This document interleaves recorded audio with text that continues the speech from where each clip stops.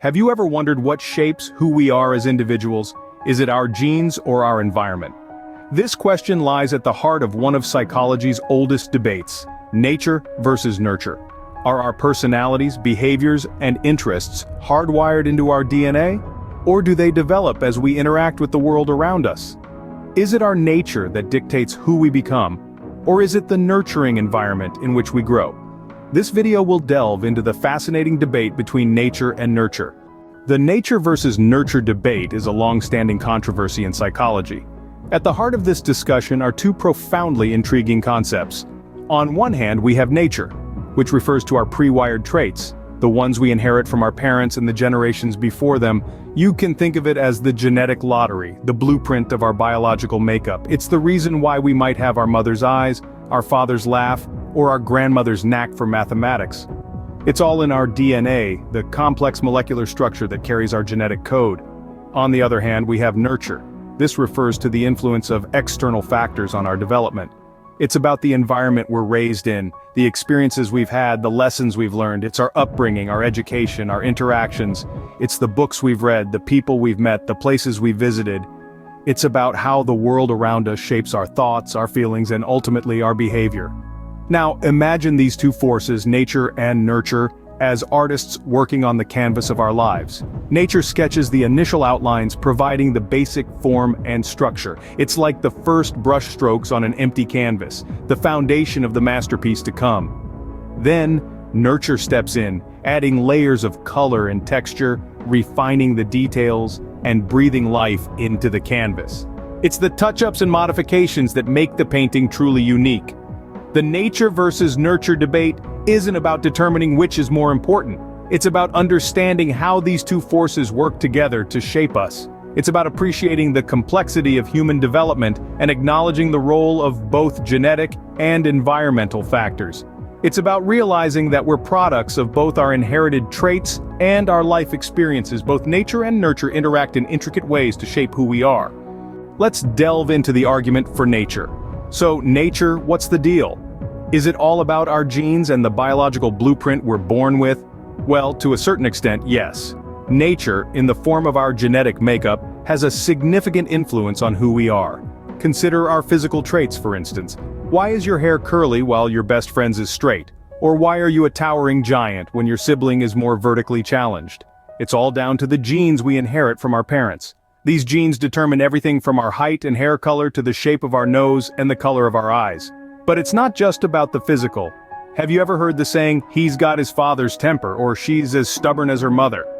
Well, research suggests that certain behaviors and personality traits can also be attributed to our genes. This includes our temperament, our susceptibility to stress, and even our propensity for thrill-seeking. And then there's the matter of health. You've probably heard that certain illnesses run in families. Well, that's nature at work again. Genetic mutations can make us more susceptible to a host of diseases, including heart disease, diabetes, and certain types of cancer. But perhaps one of the most compelling pieces of evidence for the role of nature in shaping who we are comes from studies on identical twins separated at birth.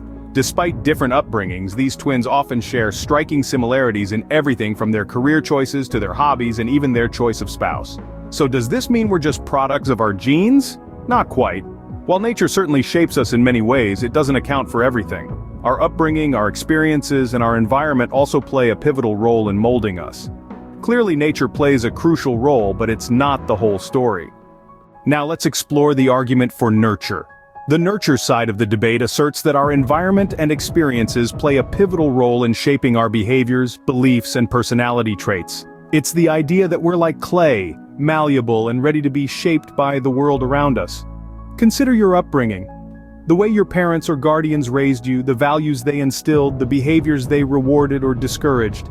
All of these factors have left an indelible mark on who you are today.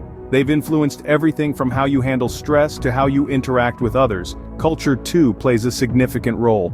It's the collective programming of the human mind that distinguishes the members of one group or category of people from others.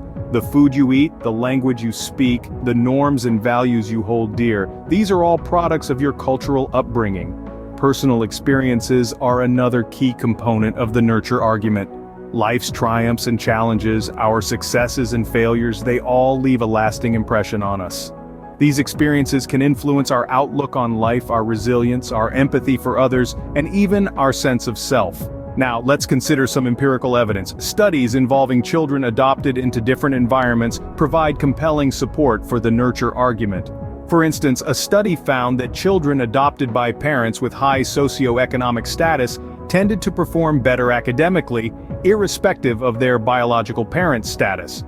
This suggests that the environment can significantly impact a child's development and future prospects.